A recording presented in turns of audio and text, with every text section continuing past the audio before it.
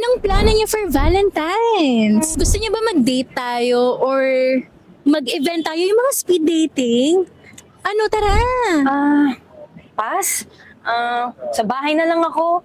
Nakakaumay kayo lumabas pag Valentine's. Lalo na yung mga couple na naglalaplapan. Kadiri kaya. Grabe ka naman, ang negative. Sige na, tara na. Sorry, pasensya na, pero wala akong gana. O ikaw, puro ka na lang phone. Wait, email.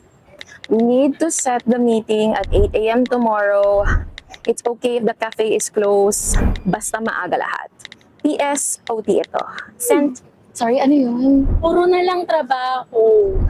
Girl, OT with backlog and pending tasks. But we can schedule mga Chinese New Year. Wait, I think I have something there. Sorry. So, sino sasama sa akin? Ano?